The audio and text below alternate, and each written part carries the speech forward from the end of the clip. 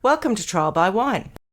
We take a closer look at crimes that highlight how fascinating humans can be. Schmitty, Swanee and Clarky visit crimes and run them through their jury of three, debating both sides of the case to agree an appropriate, if totally fictitious, sentence. Please be advised, Trial by Wine may include explicit or disturbing content and will include drunken rambling. Listener discretion is advised. All right, how are we? Super. Very well, I think. Recovering from a cold, otherwise great. How about yourselves? Oh, yes. I think I'm getting one, but, who knows? Do you remember when COVID was a thing and they used to track the spread of COVID? I feel like we've had a super spreading event up here, and Smitty, if you're starting to get unwell, maybe the super spreaders then ventured down to Melbourne to infect you. Could be. So I guess that's our news. It's all very exciting, isn't it? Let's introduce ourselves. I'm Schmitty. I'm Swanee. And I'm Clarky. And together we are Trial by Wine. And what are we drinking? Oh, I've really knocked it out of the park today. I've got the dirty open lid bottle from the bathroom with tap water.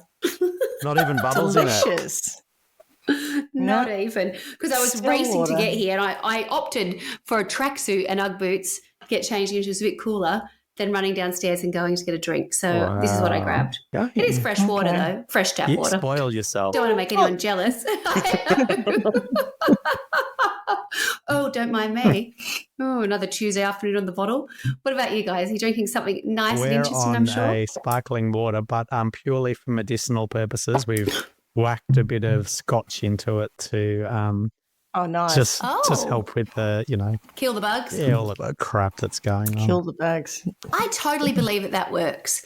It either totally does or it totally doesn't for me. If I've got a cold and, I generally probably wouldn't drink, but sometimes if there's an occasion where, let's say, I have to drink or whatever else, and I go, rightio, I'm not going to choose wine, I'll choose a spirit or whatever else, and I just stick to it. Sometimes I wake up and say, I might have lost my voice or whatever else, but I feel much better and I don't have a hangover. It just must kill the bug. It might do. My dad always used to heat up wine with bay leaves and cloves and sugar, I think, and drink that, and he thought that would break a fever, I think. I do find I'll have a brandy. If I've got a sore throat and I'm coming down with something, I'll have a neat brandy, and that generally sorts her out if I've caught it in time. So I think you're right. It's probably just sterilising yourself. It just feels like it. I don't know. There have been other occasions where I haven't been very well and it's made something worse. But if I kind of know where I'm at and I think, all right, well, let's give it a shot. I'm going to drink anyway. I think there's a way to do it. Yeah. So I hope it will work for you, gentlemen. Yeah, let's hope so. When you were saying your dad used to heat up wine and bay leaves, I thought you said Baileys initially. And Baileys. I thought, how disgusting. what an awful combination.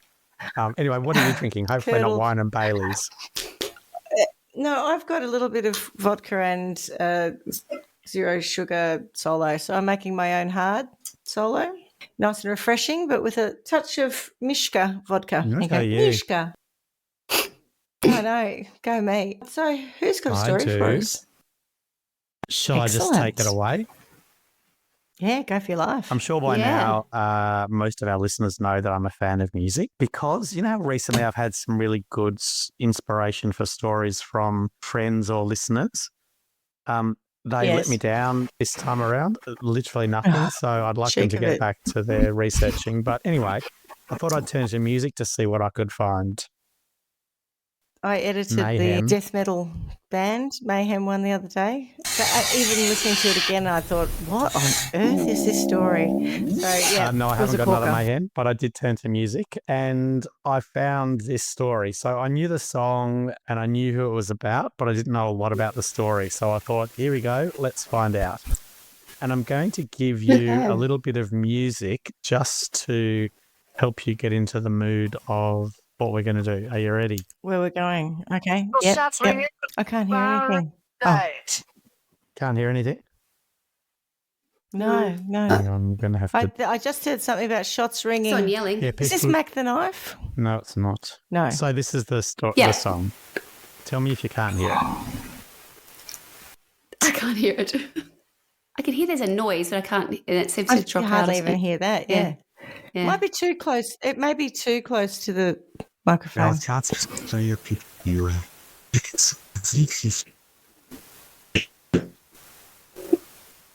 Now it's like interference. It's interference. That's so strange. Yeah, it's very bizarre. It's not music or a song or anything. It's like the microphone is overcompensating I've for moved noise. away Yeah, a try bit. it further away. Yeah. Is that any better? You can't hear it at all. The pistol shots ring out in a barroom night. Enter Paddy Valentine from the upper hall. She sees a bartender in a pool of blood, cries out, "My God, they killed them all." And then here comes the story of the hurricane. The man the authorities came to blame for something that he never done. Put in a prison cell, but one time he could have been the champion of the world. So that's right. That was This Bob week I'm Dylan's going Hurricane. to... Yeah. On Spotify. So this week I'm going to bring you the story of Rubin Hurricane Carter. But first up, my sources, which is a very short list. Obviously, Hurricane by Bob Dylan, Wikipedia, bbc.co.uk, and www.blackpost.org. So I'd like to kick off with Rubin's early life. So he was born in Clifton, New Jersey in 1937, the fourth of 7 children. As a youngster, he had a troubled relationship with his father, who was a strict disciplinarian. He didn't have an easy life and he was regularly in trouble. He was once seen by a preacher stealing clothes. The preacher told Carter's father, so Rubin attacked the preacher, a man who was far older than him, and he did enough damage to merit a beating from his father, who cracked him in the eye with a belt before calling the police to report him being a thief. At the age of 11, he stabbed a man he claimed was a pedophile and was sent to Jamesburg, which he referred to as a place where 8-year-old kids become the prey of 15-year-old killers and rapists. His father refused to visit him there, so Carter put his energy into ruling the roost. He became one of the toughest in the prison, a person who, if they wanted to beat somebody up, he could beat them up because that's how they ruled in the prison.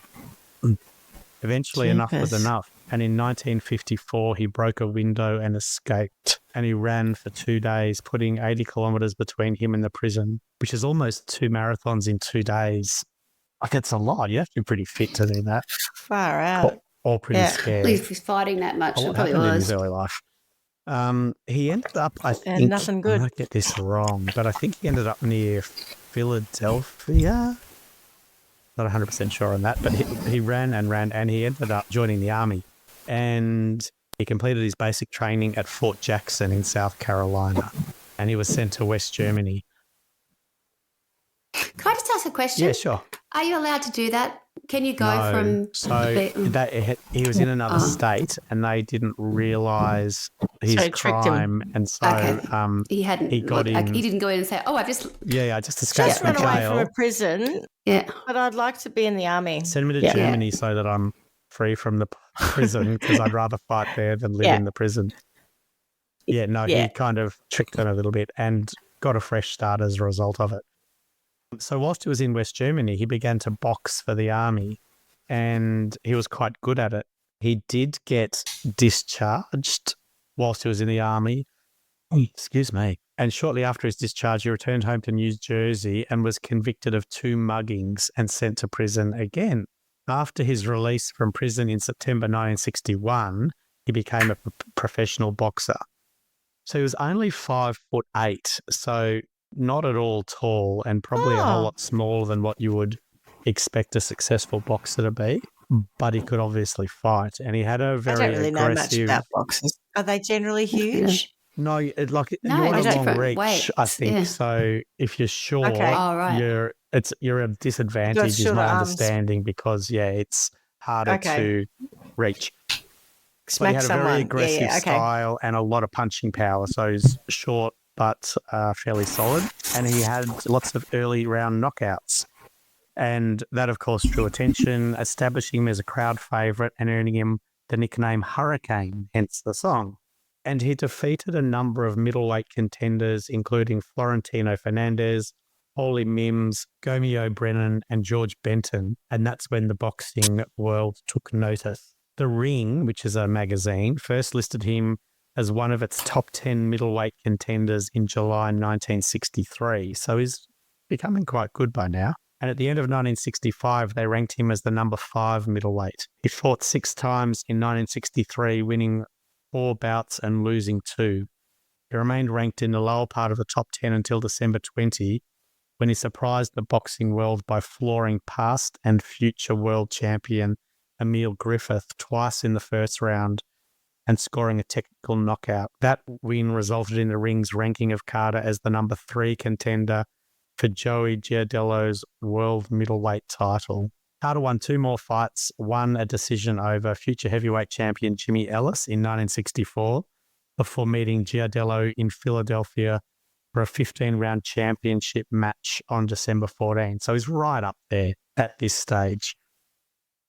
Is top-notch, yeah? Middleweight champion stuff. Absolutely, yeah. However, in that fight, he landed a few solid rights to the head in the 4th round that left Giardello staggering but was unable to follow them up. And Giardello took control in the fight in the 5th round, and the judges decided unanimously in the favour of Giardello. And it was after that fight that Carter's ranking in the ring began to decline. He fought 9 times in 1965, winning 5 but losing 3 of 4 against contenders Luis Manuel Rodriguez, Dick Tiger and Harry Scott. So at that point he's 28, right? So I don't know what, you know how ages are when people start to, like they can be at their peak and then they start to, like I know with Tony watches a lot of Premier League football and you hit 30 and you're pretty old for a footballer at that point.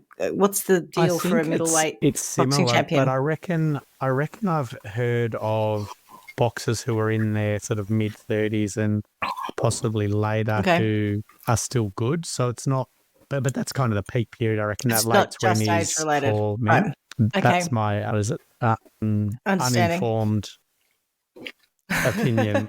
That's my guess. Yeah, correct. So Carter's last fight was on the 5th of August 1966 against Juan Carlos Rivero.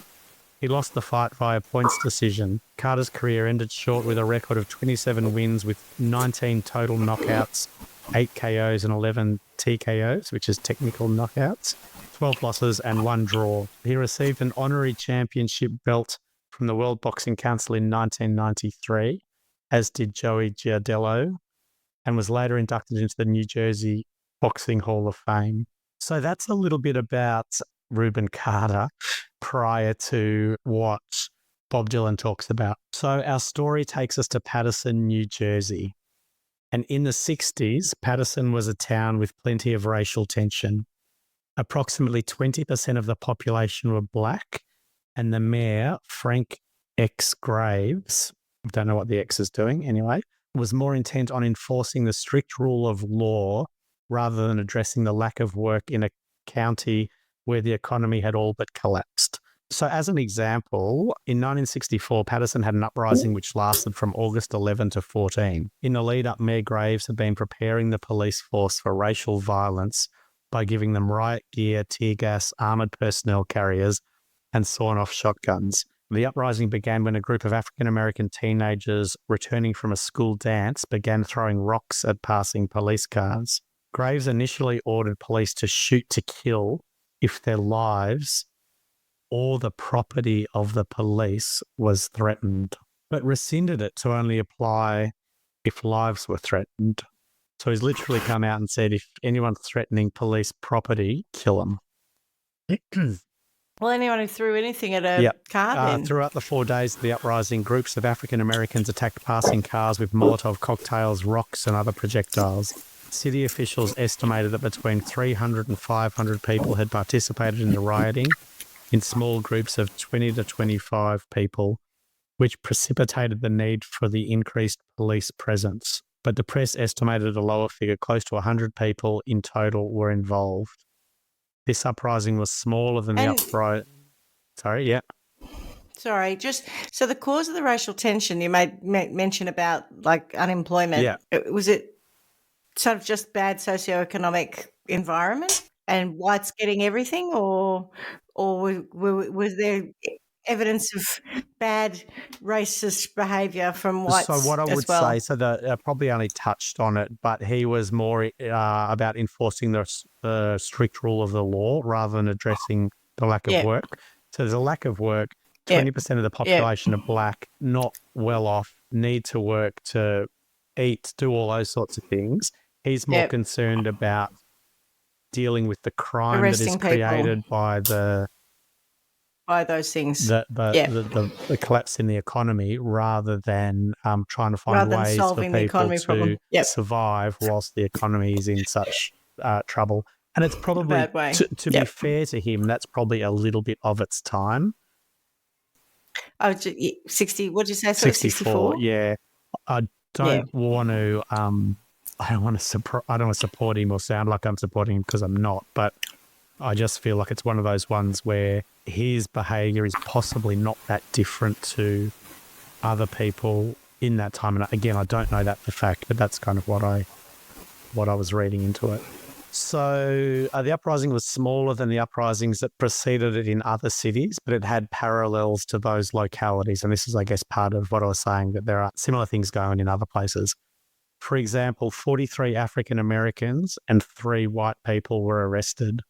And so massive difference in the number of arrests. Fortunately, there were fewer than 10 injuries reported and no deaths. What I took from that is that, if you're black in the 60s in Paterson, things are probably stacked against you.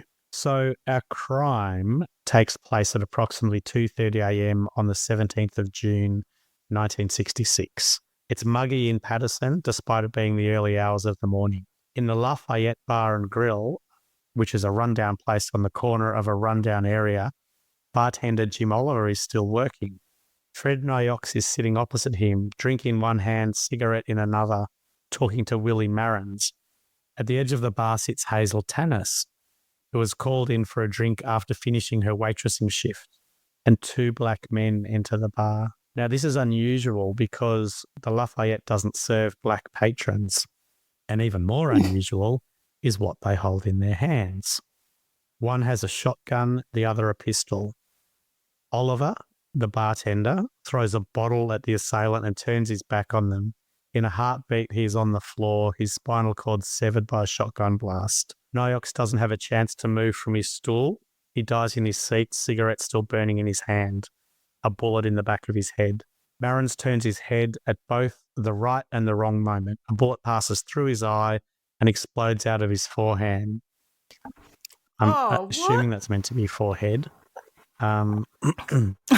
He passes out. Tannis jumps off her seat and is trying Maybe to... not. Maybe this is his hand. Maybe he had a cigarette. And another guy smoking and raised his hand and it went through his eye and out of his hands. I don't know. Absolute mayhem in the Lafayette. Tannis jumps off her seat and is trying to hide when the gunmen find her. They empty the remaining bullets into her body, leaving her bleeding on the barroom floor before turning and disappearing into the New Jersey night. 8 bullets, 2 dead, 1 dying, 1 seriously injured. All in 20 seconds. Oh, my goodness. 20 Hazel seconds. Tannis died a month later, making it a triple homicide. Yep. Who else was there to witness all of this other than the 4 victims? I'll take you back to the song. Okay. Pistol shots ring out in the barroom night. Enter Patty Valentine from the upper hall. She sees a bartender in a pool of blood, cries out, "My God, they killed them all." We'll get to Patty a little bit later, along with other witnesses, but yeah, interesting. Less than a mile away, John Artis, a black 19-year-old track star, is ready to go home after an evening's dancing at the night spot. Looking around for a lift, he sees Rubin Carter, a regular he met a couple of weeks before. Artis yells out. Carter throws him the keys to his car and tells him to drive. John Bucks Royster, a drifter who has had too much to drink, gets in the front while Carter lies down across the back seats. So the 3 of them have been out drinking, heading home. Artis is driving Rubin's car. Artis sets off, but 6 minutes later, the interior of the car is lit up by headlights, a police car's headlights. He pulls over, nervous. He's never been in any trouble before. Carter sits up as the police officer leans in and tells them he's looking for 2 Negroes. And any 2 will do, Carter replies. The officer recognises Carter and greets him and asks to see Artis's license. He hands it over, and after it's inspected, Artis is told he can go. So off he goes. Carter lies back down and gives Artis directions to his house. But Carter doesn't want to go home. He wants to pick up some more money before heading back out to the bar. So Artis pulls up outside Carter's house and Carter runs in, takes 15 minutes to get in, get some money and get back in the car. They drop off Buck's Royster and Artis sets off home, intending to drop Carter off on the way. But of course, he never makes it. 30 minutes since he left the night spot, and he's been stopped again by the same officer as before. But this time, he has more company, and he orders Artis to follow him. So they drive through the night in a convoy to Lafayette Bar. They're told to get out of the car, and of course, Artis is baffled, and Carter is very suspicious. They stand by the police cars and watch as two bodies shrouded in sheets are brought out of the building. And Artis realises things ain't going so well. Next minute, he's at the hospital being walked through the hubbub towards a bed, and on it lies Marins, one eye patched up, doctors and nurses swarming around him. An officer, a man with a huge scar across his face, approaches Marins and asks him bluntly, "Are these the men that shot you?" Marins sits up to get a better view. He looks at Carter and Artis standing next to each other, and he has a good look. This is the man who's been shot through the eye? Yep. So it's a good look with his good eye. With his other eye. Yeah. And with his one eye, sitting up to get a better view and taking a good look, he shakes his head and says no. But there's no time for relief because Artis and Carter are whisked to the police station where Detective Vincent D. Simone, a man who Artis thinks resembles a bulldog after taking a wartime blast to the face, interviews them. Shit. For 17 hours, the questions come to Artis. Did you shoot them? Did Carter shoot them? Artis is told repeatedly, "Tell us what happened or we'll lock you up. If you just tell us it was Carter, you can go home." An officer arrives to administer a lie detector test and looks both men in the eye and tells them that if they lie, he'll ensure they get the electric chair. Now, I don't know about you, but that would make my heart race a little bit. Which That would make me be nervous and make me look guilty, yes. Yeah. Yes. So both men protest their innocence. Artis refuses to blame Carter, and they both pass the lie detector test. And they're released the next day. So, Schmitty, to answer your question before, there were two witnesses that the police interviewed, Arthur Bellow and Paddy Valentine. Bellow claimed that he went to the Lafayette Bar to buy cigarettes when he saw two black men, one with a shotgun and one with a pistol, come around the corner and get into a white car that was double parked near the bar. Oh, and I should have said earlier, the car that they were driving in when they were picked up was a white car. So, obviously guilty. Yeah. That's it. Prosecution, can you please present your evidence? He was in a white car and he was black.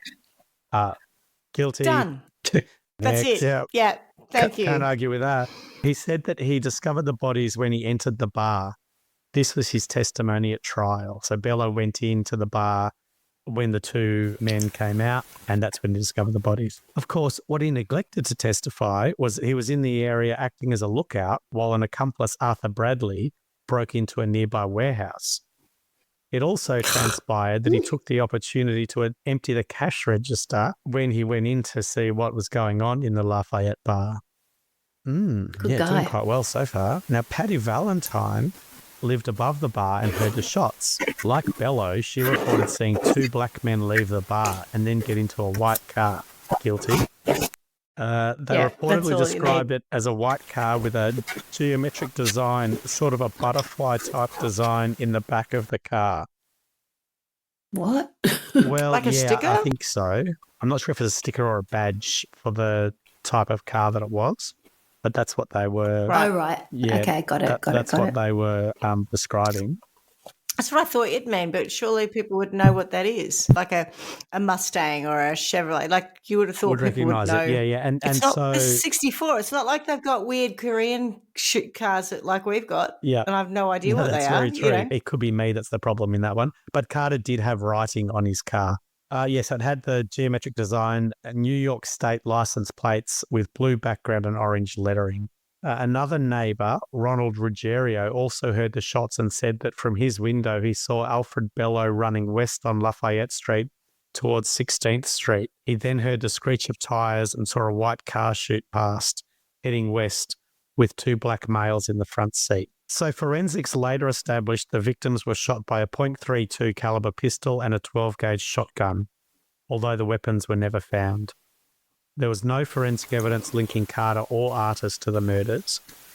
While gun residue tests were commonly used, DeSimone, the lead detective, later claimed he had insufficient time to bring in an expert to administer the tests. Carter and Artis voluntarily appeared before a grand jury, which found there was no case to answer. So that's good news, right? No case to answer. But I have a feeling it doesn't end here. Yes. That's not the end? That is not the end. Bob Dylan wouldn't have written a song just about that. I was going to say, no. Several months later, Bello changed his story after the police discovered why he was in the area and his theft from the cash register. He positively identified Artis as one of the attackers, while Bradley now came forward to claim Carter. So just to recap, Bello is there because his friend is robbing the warehouse nearby and he's there keeping a lookout. And when he goes into the bar, he steals the cash from the cash register. So solid witness. Yep. No, but you wonder why they changed their tune. Like what pressure was put on them too. Yeah, of course. And so Yeah. Arthur Bradley, who is the one who pinned Carter for it, is the one who was robbing the warehouse. Yeah, he's a good guy. So you've got 2 people who are criminals who could positively identify Artis and Carter. One could identify each. Nobody else could identify them. Previously, where there was no case to answer, now things change. So 4 months later, the day before his 20th birthday, Artis is out buying soda. Go say ya. He turns to find a shotgun under his chin, and he and Carter are arrested for triple murder. Jeepers. Bello later claimed that in return he was promised a $10,500 US dollar reward for catching the killers, although it was never paid. Surprised me. The rental car had been impounded when Carter and Artis were arrested and retained by police. 5 days after their release, a detective reported that on searching it again, he discovered 2 unfired rounds That he'd put there. that he accidentally dropped there. What was that noise? Yeah. I found the 2 guns. The 2 unfired rounds. That's right. 2 rounds, yeah. One was a .32 caliber and the other a 12 gauge. So, wow, looks like we've found some evidence. Except neither matched those retrieved from the victims. The .32 round was brass rather than copper, Close enough. Don't worry about that. while the shotgun shell was of an older model with a different wad and colour. You know, seriously, if you're going to fit someone up, try a bit harder. Fucking hell, like rookies. Asked to account for these differences at trial, the prosecution produced a second report allegedly lodged 75 minutes after the murders, which recorded the 2 rounds. So he doesn't report the 2 rounds till 2 days after, and there's a report from 75 minutes after the murders that makes mention of them. Nothing dodgy going on here. Bullshit. They were unable to explain why, having that evidence, the police released the men, or why the standard bag and tag procedure was not followed. They also argued that since the expended rounds retrieved at the scene were also a mixture, the fact that the 2 rounds did not match was meaningless, because there's just a whole lot of weird-ass rounds going on. What did matter was that they were the same caliber as those used in the shootings, and in brackets, the only ones that we could find that matched the caliber that we had to plant there to make them look guilty. Yeah, it's what we had in the evidence locker already in those calibers. Yeah. It doesn't matter, they're different. No, that's Details. immaterial. Yeah. It's like saying that it's not solid evidence to say that there were 2 black men in a white car. I mean, of course it was those 2. True. And I don't know much about buying ammunition, but in my experience, which as I say is limited, I've seen ammunition boxes that have got say 20 rounds of the same sort. Maybe there's a pick and mix type thing that you can do in American gun shops. Yeah. I just need these calibers, but I can have this colour and I can have that one and I can have that one. I just had a little mixed bag of bullets. Particularly in the 60s. That's, that would have been common. So the defence, led by Raymond Brown, focused on inconsistencies in the evidence, similarly to us, given by eyewitnesses Marins and Bellow. He also produced witnesses who confirmed Carter and Artis were still in the night spot at the time of the shootings. But of course, the all-white jury convicted both men of first-degree murder with a recommendation of mercy so that they were not sentenced to death. Isn't that lovely? Judge Samuel Lana imposed Fucking hell. 1 concurrent and 2 consecutive life sentences on Carter and 3 concurrent life sentences on Artis. Just Like, that's the evidence. right. There isn't any, No. but they're all white jury. So, of course, maybe that wasn't the right thing. So, in 1974, Bellow and Bradley withdrew their identifications of Carter and Artis, and these that was good of recantations them. were used as the basis for a motion for a new trial. Wasn't that lovely? I'm surprised because I would have thought at this point they'd just go, you two are a pair of idiots and we're not listening to anything you say. Either way, So anyway. Judge What? Samuel... It's 74, 10 years later. Uh-huh. Yeah. God. So they go for a motion for a new trial. Judge Samuel Lana denied the motion on December 11, saying, Schmitty, to your point, I guess, they lacked the ring of truth. What the fuck? Is that a legal term? Maybe they lacked the ring of truth the first time round when they changed from no, they weren't there to yes, they were there. Or maybe it just suited people that they said that they were there. How lovely to be able to choose when to apply the they lacked the ring of truth defense versus, Yeah. now it suits me that they lacked the ring of truth. But earlier, of course, they were being truthful. They've just lied all the way through. Yeah, totally. So, despite No, Lana's ruling... one of them was promised $10,500. That's why he lied. Yeah, And but then he 10 didn't years later, get he it. didn't get it. He's like, oh, So it's yeah, all right. righto. Well, they didn't really do it then. Well, we don't listen to you anyway. This is your last chance. Yeah. Oh. Despite Lana's ruling, Madison Avenue advertising executive George, it's Lois. Is it going to be Lois, do you think? Or is it going to be Louis or I don't Lois. know. Lois? Is it a man? Lois, Yeah, I think. Okay, yeah. let's go with Is it George a man? Lois. Organised a camp. Yeah. George. Are they going to say Don Draper? Is that what his name was? From Mad Men? Yeah. When you said Madison Avenue advertising exec? Yeah. No, George Lois organised a campaign on Carter's behalf, which led to an increasing public support for a retrial or pardon. Boxer Muhammad Ali lent his support to the campaign, including publicly wishing Carter good luck on his appeal during his appearance on The Tonight Show in September 1973. So there's a real kind of public Groundswell. movement growing where, celebrities are starting to do this. So that was 1973. Bob Dylan co-wrote and performed A Hurricane in 1975, which declared that Carter was innocent. On the 7th of December 1975, he performed the concert at Trenton State Prison, where Carter was temporarily an inmate. So that's got to be pretty powerful, right? So during the hearing on the recantations, defence attorneys also argued that Bellow and Bradley had lied during the 1967 trial, which I think is another way of saying they lacked the ring of truth. We've said you're a truth stretcher. Absolutely. They were truth stretchers. This is They lacked not the ring of stretching the truth. truth. This is a different form of it where you're not stretching the truth. You are just completely lacking the ring of truth. But just the stretch, it snaps. And do you have to use Colgate to get the ring of truth, or does that just give you the ring of confidence? It's funny because you did that. You motioned the ring shape, as you said, the ring of truth. And of course, I'm thinking about when I hear that expression, I think of something ringing, like ringing in your ears. It doesn't ring true. Yeah, that's what they're actually really saying. Yeah. He's not talking about something. So he's talking about doing sounding. the Colgate ring. I'm like, now we've got onto a physical ring. What? I don't think the phrase "they lacked the ring of truth."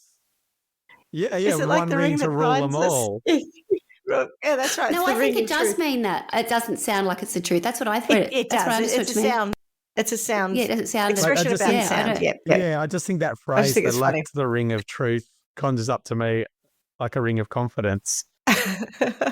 What it conjures up to me is someone saying, "You're a bullshit artist." Yeah, Is a you're a nice truth way of stretcher. saying Yeah. it. Yeah. I think that lacks a ring of truth. It's a nice way of saying Or it. saying that their pants were on fire would have been another way of saying the same yeah, thing. exactly.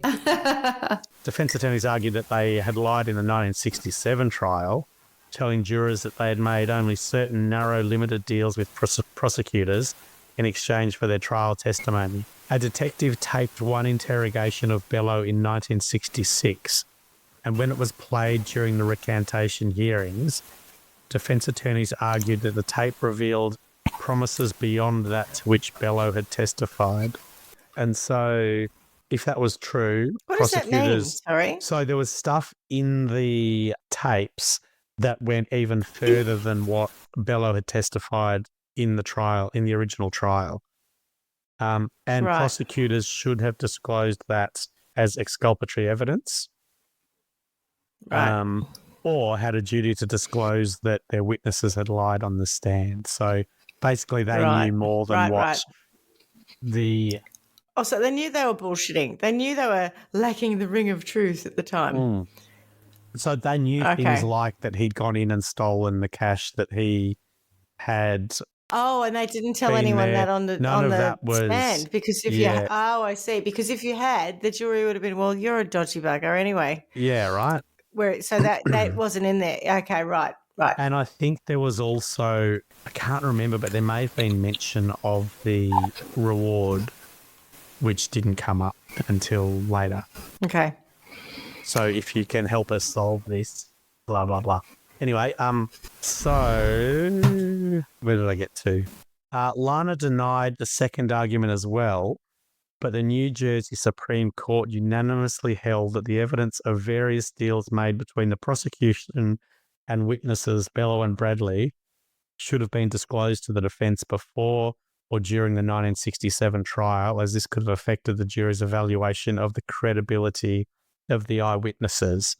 Or of the witnesses, yes, absolutely. The lack of the ring of truth of the eyewitnesses. Bing! So he also went on to say the defendant's right to a fair trial was substantially prejudiced. The court set aside the original convictions and granted Carter and Artis a new trial. Right, well, that's something. In 1974? So I reckon we're getting to 76. Okay. So despite the difficulties of prosecuting a 10-year-old case, prosecutor Burrell Ives Humphreys decided to try Carter and Artis again to ensure as best he could that he did not use perjured testimony to obtain a conviction, i.e. testimony lacking the ring of truth.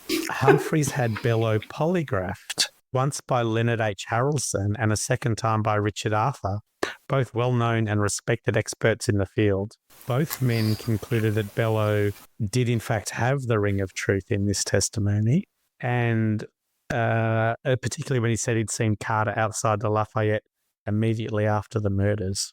However, Harrelson also reported orally that Bello had been inside the bar shortly before and at the time of the shooting, a conclusion that contradicted Bello's 1967 trial testimony, where he had said that he'd been on the street at the time of the shooting. But that was only an oral report, and his written report didn't state that. So is there any chance that Bello was the shooter? That Bello and the other fellow were not robbing the place across the road. We're not doing any of that. They actually were the shooters? I don't know, and there's no kind of... I mean, I think the problem is it was such a badly put together case. Yeah, right? I mean, he could have just gone in and shot people, and who knows? And it's at night time it's these guys. So, yeah, you know, and people running across the road, sure, you might be able to tell skin color and all that sort of stuff. Also, it might be hard to do, depending on the lighting, I guess. No one cared, right? That the whole point is it doesn't matter. Someone said two black people, and so of course there were two black people. The other thing that, I mean, to that point, and now I'm clearly in making stuff up mode, if he did go in, kill everyone, rob them, get the cash, and then maybe Paddy heard something and he said, you saw two black people leave or I'll come back and get you. They both say 2 black people left and got into a white car. Job done. Yeah. I believe at the time Carter, so he had a white car. It had Rubin Hurricane Carter on the side of it, and he was quite flashy, Yep. well dressed, Yeah. great car, and so people knew who he was. So it wouldn't have been a stretch to go, 2 black men in a car that looked like this, because people had seen it. Yeah. So yeah, completely making stuff up. Maybe that's what happened, but it doesn't matter because they never ever considered anybody else. So yeah, we've got the 2 lie detector tests that both in writing conclude that they were telling the truth, but one of them said, hang on a minute, he's actually contradicted himself, which is effectively saying he's lying, but I'm not going to put that in the report because it doesn't fit with my fact that he's telling the truth, which means the report lacks the ring of truth, right? So there's a lot of ring of truth lacking. There's a lot of ring of truth. Yeah. Lack thereof, yeah. During the new trial in 1976, Alfred Bellow repeated his 1967 testimony, identifying Carter and Artis as the 2 armed men he had seen outside the Lafayette Grill. Bradley refused to cooperate with prosecutors, and neither prosecution nor defense called him as a witness. So Bellow's the only one giving the evidence now. I can only think of Major Bellows. I'm sorry. I don't know that name in any other context. Do you know who Major Bellows is? Yeah. Yeah. No, I Dream of Jeannie. Yeah. He was I like Dream of Jeannie. Captain Nelson's like boss or whatever. Yeah, Yeah. Dr. Bellows. Yes, Yeah, that's Major it, Bellows. Bellows. Yeah, that's how I think of that name. I haven't heard of it in any other context. Every time you say it, it gives me a little nostalgic tweak. Love it. So the defense responded with testimony from multiple witnesses who identified Carter at the locations he claimed to be when the murders took place. Weird. Investigator Fred Hogan, whose efforts had led to the recantations of Bellow and Bradley, appeared as a defense witness. He was asked on cross-examination whether any bribes or inducements were offered to Bellow to secure his recantation, to which he said obviously no. Apart from that The original 10,500 notes- that I didn't get. Yeah. Well, no, so Hogan's the one who's got him to recant. And so they're saying, did you bribe him to make him recant? And Hogan's saying, no, I didn't. But Right. of course, we all know that the reason he said that it was them was because he was offered a bribe. So they're more concerned about was he bribed to change his story rather than was he bribed to tell the story that he told. And it's probably because if he changes his story, he makes us all look ridiculous. Whereas if we pay him to tell a story, or if we promise to pay him to tell a story that fits the conviction we want to get, then that's completely above board. The defense also pointed out the inconsistencies in the testimony of Patricia Valentine and read the not 1967 Patty. testimony of William Marrons, who had died in 1973, noting that his descriptions of the shooters were drastically different from Artis's and Carter's actual appearances. Is that the guy who got shot in the eye? Yeah. Yeah. He died in One-eyed 73. Bob has got a very good one eye. Yeah. But his forearm's a bit fucked. I think it was either Forearm his head. forearm or his forehead. We're not sure. Yeah, I'm not sure if he went like that and it went He through, got shot or whether through it his went that forearm, way. yeah. But he went like that. No. Maybe he was I doing don't that. Anyway. That one. This is very dramatic. Maybe it went like Oh. Sorry. You Yeah. shouldn't laugh about it. It's terrible. No. Well, I mean, you've got to try to find something to laugh at in this crazy story. So, yeah, they don't look anything like what William Marrons identified them as, but, eyewitness testimony is the most unreliable unless And he's only it's got the only one thing eye. you've got and you're bribing someone to, well, no, it's very reliable when it doesn't, very unreliable when it doesn't match your story. When it does, Oh, right. and you've It's paid fine. someone, Yeah, right. or you've right. offered to pay someone, it's super reliable. It's shit hot. Yeah. Yeah, it's the greatest stuff going around. The court also heard testimony from a Carter associate that Passaic County prosecutors had tried to, and so that's where I think where Patterson was, or nearby to Patterson, had tried to pressure her into testifying against Carter. Prosecutors, of course, denied the charge.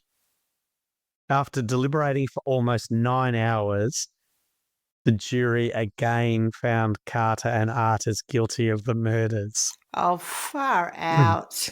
But, I'm God. getting tired by how many times they're going to trial and getting the same result over the shittest evidence going around. Judge Leopizzi reimposed the same sentences on both men. A double life sentence for Carter, a single life sentence for Artis. Artis was released on parole in 1981 and Carter's attorneys continued to appeal. In 1982, the Supreme Court of New Jersey affirmed his convictions, although the justices felt that the prosecutors should have disclosed Harrelson's oral opinion about Bello lacking the ring of truth to the defence. Only a minority thought this was material. Yeah, I mean, sure, he can lie about that stuff, but he's Doesn't telling the really truth matter. about this. I mean, at the end of the day, we all know two black guys in a white car, right? Yeah. Yeah. And his recantation was dismissed because it lacked the ring of truth, but his rock solid initial testimony where he did actually lie, but we didn't tell anyone. It's impressive. The majority thus concluded that the prosecution had not withheld information, which meant that the case was fine. According to the bail bondswoman Carolyn Kelly, in 1975-76, helped raise funds to win a second trial for Carter, which resulted in his release on bail March 1976. This is a bit immaterial, so I'm probably going on a bit about it. Basically, Carolyn Kelly raised funds for his second trial, which got him out. And on a fundraising trip the following month, Kelly said the boxer beat her. Beat her up. Probably, yeah. That's not good. Not in a boxing context, I don't think, but didn't win a few rounds. They were doing the round. Yeah. In the ring. Just reliving my. They were not in the ring of truth. Come on, I'll fight you. Oh, goodness. Carter denied the accusation. Kelly declined to pursue charges, stating that she felt Carter needed help and saying, I don't want to press charges because jail is not the place for Rubin. He needs treatment. I don't want to do anything to hurt him. So in 1985, Carter's attorneys filed a petition for a writ of habeas corpus in federal court. Later that year, Judge Sarakin granted the writ, noting that the prosecution had been predicated upon an appeal to racism rather than reason and concealment rather than disclosure, and set aside the convictions. So Carter, at 48 years of age, was freed without bail in November 1985 after being sentenced in, 67, I think we said? A long time, yeah. What's that, 18? Far out. Years? What a waste of time. Yep, waste of time. That's one way of looking at it. The legal system. Wasting the time of his life is what I mean. Yeah, I know. Yeah. So prosecutors appealed Sarakin's ruling, of course, and filed a motion with the court to return Carter to prison pending the outcome of the appeal. The court denied this motion. Do you sometimes wonder what's in it for them, the prosecutors? The prosecution? You can't. No, don't let him out. He's got to stay in. Like, he's been in 20 years already. You've got very little evidence. Like, why wouldn't you just go, all right, whatever? I reckon it's, I reckon it's a tipping point. I don't know if they teach that in law school, maybe. God, all right. Whatever. But you know what when I mean? You kind of think you've had and everyone's bored of it, just, going with that one. If you were to actually review the case and say, I'm not really sure. I'm assuming that the person looking at it is objective enough to say, I don't think it's really good. But it's almost like this endless need to just keep people in jail. I don't get it. I reckon it's more about power, right? So I reckon there was never, I don't think anyone ever thought that he did it. I don't think anyone ever cared. But I think it was white people trying to put black people in jail. Yeah. And as times have changed and people start going, no, this is not okay. They're still going, bullshit, that's not okay. This is absolutely okay. And I know you said he should go out, but we're appealing it. So we should go back in until, I'm still going to try to exert my ridiculous power that I think I have as it slips through my fingers. That is what it feels like, though. Assholes. It just feels like I we have to think have that's them what it put is. away at any cost, because otherwise we look bad, almost. Well, next they'll be calling us racist, right? I mean, God. Correct. That's exactly what we'll be calling you. So the court denied the motion and upheld Sarakin's opinion. The prosecutors appealed to the United States Supreme Court, Unbelievable. who declined to hear the case. Good. So Yeah, no, you we're know, good. Yeah. Yeah. I'm sorry. Who? Thank you for giving us the option, but I'm no. I don't it's want a to hear hard the no ring for of us. truth. I don't want to hear if there's no ring of truth. I don't want to hear it at all. Don't bring that to our door. That's right. Just yep. So, sorry, who is this? You again? No. Same old story. No new evidence. It's a hard no. Thanks for your call. So prosecutors then could have tried to prosecute both Carter and Artis for a third time because, of course, they've got to make sure that they don't look ridiculous nor racist. But they decided not to. Hasn't Artis already just done his time and been released? Yeah, so he got released on parole.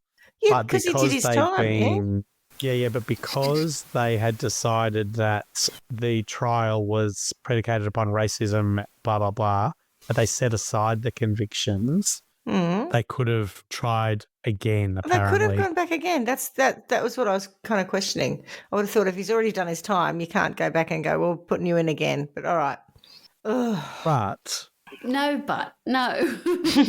No, they decided not to, which is great, and filed a motion to dismiss the original indictments in 1988, with New Jersey Attorney General W. Carey Edwards saying it is just not legally feasible to sustain a prosecution and not practical after almost 22 years to be trying anyone. Yep. Particularly with your bullshit racist evidence that should never have got through in the first place. Yeah. Prosecutor John P. Goshel said, that bloke, said several factors made a retrial impossible, including Bellows' current unreliability / lacking the ring of truth as a witness and the unavailability of other witnesses. Also, you could probably read into that the uncooperative nature of other witnesses who have gone, this whole thing is a crock of shit and Why am I still talking about this 20 it. years later? Oh, and so the bit I didn't tell you is on the same night as the shooting in the Lafayette bar, there was a shooting across town. Was that material? Sorry. Yeah, no, it's material because of what I'm about to say to you now. So what they were saying is that, so across town there was another shooting in which a business owner was shot. And at the time they were saying that what happened in the Lafayette was racially motivated. So Gojolak, who we were just talking about, said that he doubted whether the prosecution could reintroduce the racially motivated crime theory due to the federal court rulings. I also think he can't reintroduce the racially motivated policing practices 20 years later either. True. Because I think that's what was really going on here. Yeah. After his release, Carter lived in a Toronto commune with his advocates. He was married to Lisa Peters for 6 years, but claimed their marriage was never consummated. He felt the commune was Thanks another for sharing prison. that with us. What's that? Thanks for sharing that That's with your us. private business to us, Yeah, we didn't need need to know that. Yeah. That's for a sharing. He became a Canadian citizen and was executive director of the Association in Defence of the Wrongly Convicted. Oh. And there's an acronym which is probably as equally difficult to say, AIDWYC. And sometimes acronyms aren't healthy, are they? Helpful, are they? And that was from 1993 to 2005. AIDWIC. Carter resigned when the AIDWIC declined to support Carter's protest of the appointment to a judgeship of Susan McLean, who was the prosecutor of Canadian Guy Paul Morin, who served over 18 months in prison for rape and murder until exonerated by DNA evidence. So that's when he went, enough. If you're putting her into this organisation, I'm out, because that's exactly the shit we don't want. In 1996, Carter, then 59, was arrested when Toronto police mistakenly identified him as a suspect in his 30s, believed to have sold drugs to an undercover officer. He was released after the police realised their error. He's just He got often really good served as a skin. motivational speaker. Yeah. I mean, 30s, 59. Yeah, I know. I was going to say, isn't he 60 at this point? He's got real good skin. 59's the new 30. Yeah. In October 14, Because he's lived a 2005, fairly stress-free life up until this point, right? Exactly, Yeah, right? that's Not a right. single He's got this beautiful wrinkle. visage. It's just, not a wrinkle there. Yeah. Soft hands, the whole bit. He's just like a youthful 6-year-old. Maybe I it's doubt it. prison. Maybe it's Maybelline. Maybe it's prison, being a boxer. That's all stuff that's really good for your complexion and makes you look general young. youthfulness. Exactly. Yeah. The fountain of youth Yeah. uncovered.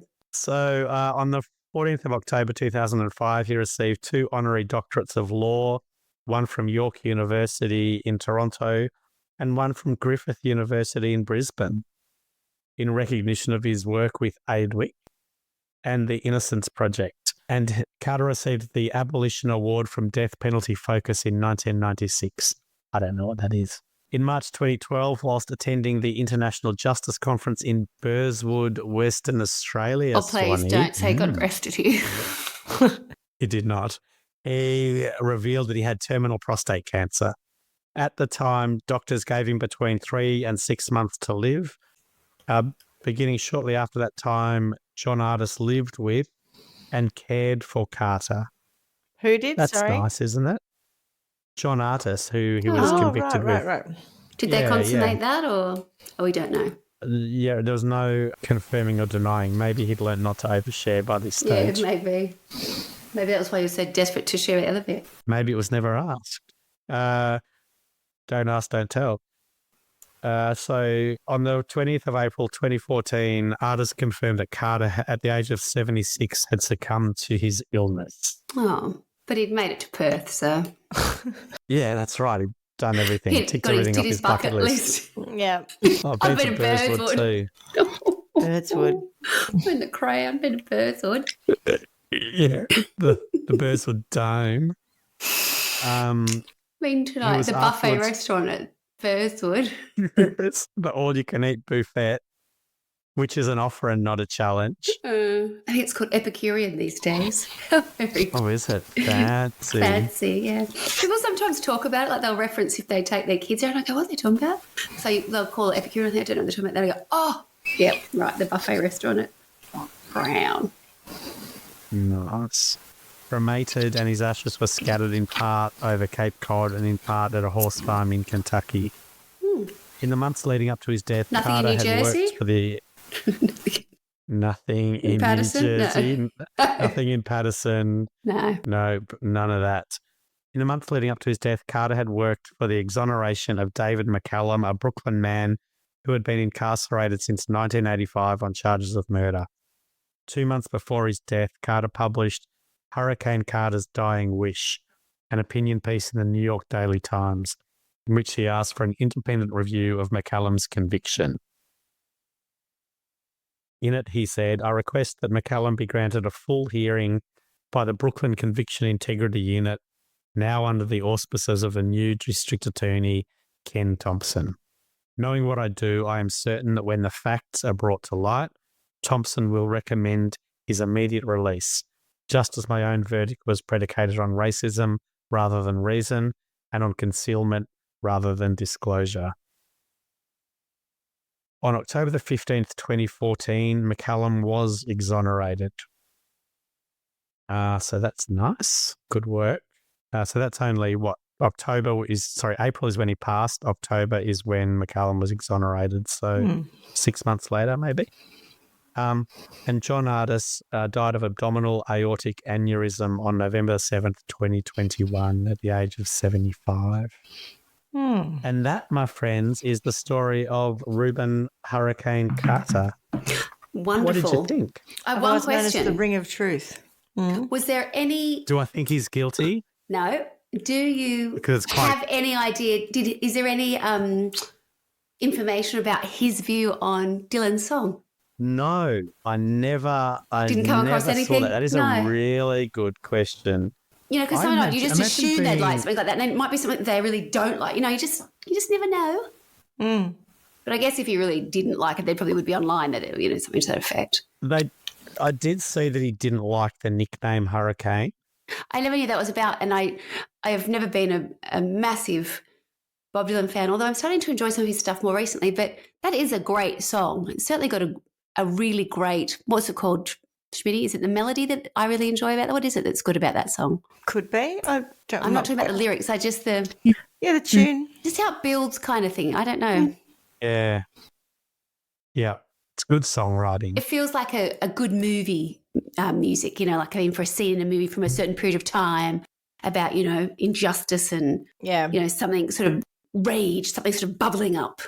You know, it sort of builds. Captures the mood. It Bob does. Dylan It does. is a very good songwriter, but, you know, I don't think he's much of a performer himself. Sorry. It's when other people cover his stuff, then you think, oh, that's really amazing. And then you're like, oh, yeah, Dylan wrote it. He's a great writer. That's why, right? Whew. How amazing must it have been being Carter at the prison when he comes and plays that song, basically professing his innocence and But the how injustice. frustrating also. Like, that's 76 and he's not out for another 8 years or something. Did you say it was 84 he finally got out? Just the frustration of going, even Bob Dylan thinks I'm innocent. And I'm still Even Bob, here, if Bob you Dylan know? thinks I'm innocent, come on. Come on, people. But that's right. it must be a It must be like the equivalent of remarkable, like Kim Kardashian these days thinking you're innocent. Yeah. Oh, I know, right? She's the one great. that in the Innocence Project and all the stuff she does, yeah. But the mood or the way that must have made him feel to go, I've been professing my innocence all this time, and now someone like Bob Dylan has just come in and played a song to everyone in the prison stating that I'm innocent. Like that, it's quite a big statement. I'm surprised the prison allowed it. I don't know whether they even knew he was going to. Yeah. It would have been, I reckon, mind-blowing for him to hear that. He was probably down at the gym at the time. Not really into folk music. Who? Bob who? Yeah, exactly. Who's You this? see that bloke? You see Bohemian. that bloke that writes a good Who's song this but isn't a good stick performer? figure? Yeah, Folk hippie, guy yeah. coming in here. I don't want to listen to him. you I'm just going to send go me and the do a few lyrics? rounds down in the gym. He finds out What's, about it later. He what's did Bob what? He Dylan's did what now? Real What? name? It's a Jewish name, isn't it? Yeah. Oh, Zimmerman, that's it. Yeah. Robert Allen Zimmerman. I There thought you it go. was more just for that. Yeah. Oh, yeah. It's not that. It's not. Yeah. It's not one of the bigger ones like where you Not go. as good as John Wayne. Marion something. Cat Yeah. Stevens. what he became. He became something. Isn't it Yusuf Yusuf Mohammed. Islam or something? Yeah.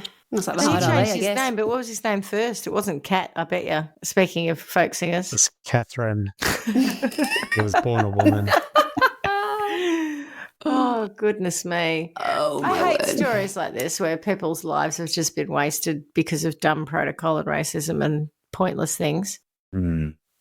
They're They're very Oh, frustrating, aren't they? They are. Imagine living at that time where, you know, if you're black in Patterson, you'd just be living in fear with everything that you... I think it can still be Gee, like the that in fact that you certain can be- places. Mm-hmm. Certainly a Imagine lot better being than in it a was, but there's still nightclub. places. Yeah. Imagine being anywhere. Yeah, no, How that's did we right. go anywhere? But imagine being at a nightclub, coming home, getting some extra cash to go out again and being arrested and convicted of a murder in a place that you weren't even at. Just makes you think about the concept of safety, right? You know, like being safe from someone attacking you, but the actual powers that be who are there to create social order are the ones that are attacking you. You know, you are unsafe Yeah. at all times. That's terrifying, and not something that I've had to experience, thankfully. But yeah, I find that sort of stuff so infuriating. You just want to go back in Yep. time and punch white people at times, you know, when you hear these stories. Not that it And helps, how but, you know. nasty people can be to people, you know, like what on earth? Why? Mm. Why would you do that? Mhm. What's So who should we? Sentence. I think Alfred Bello, mate. Absolutely, shithead. fucking Major Bellows. Major He Bellows. can eat Let's a send bag to of space. dicks. Let's send him off to fucking. Let's go to Cocoa Beach and send him off to. Put him without in Jeannie a being able bloody to bring him genie back. bottle. Put him in a Yeah. genie bottle and throw Oh, him on yeah. the beach and leave Wasn't him it there. Dr. Bellows? It was Maybe you're Dr. right. Bellows, but And this Major guy Mouse was was it? Bello, but I know what she's talking about. But yeah, I reckon we stick him in a genie bottle and send him off so it can float out there at Cocoa Beach or wherever it was where they picked That it was up. it, Cocoa Beach. Is it fair to sentence him to the crime that happened based on Being equally shot. zero fact? Yeah, the three Swanee, murders. Stop it. Stop acting it out for me. Oh, goodness me. It's very naughty. It is. Very naughty. Yeah, so like, we were just saying it that if we go into making up stories, he could well have done that. That's basically what happened to Rubin Carter. People just made up stories and he was found guilty of that's it. a good idea. In We could just fairness, say Alfred Bello was actually breaking the law, so put him in jail for it. Well, what I'm saying is let's just go and say we saw Him Alfred doing Bello it. in Him a doing it, bar with a gun. I like it, yes. Yeah. Guilty. Yeah. You can have fucking one Life concurrent sentence. and two consecutive life sentences, whatever it was. And, Absolutely. my point when you were saying about, making up stories, he actually admitted to breaking the law. So I feel less concerned about him going to jail for one life sentence and two concurrent ones or whatever, because he's a criminal anyway. As far as I'm concerned, he probably And we know could he well was have done it. there. That's why I asked the question. Has anyone asked who actually did it? Yeah, Apart from him and Paddy, who were the only ones that were there, that's right. But what about the police for just being Lazy. shit at their job and determined to continue to be shit to protect their name? I'm going to send a bag of dicks for dogs their way.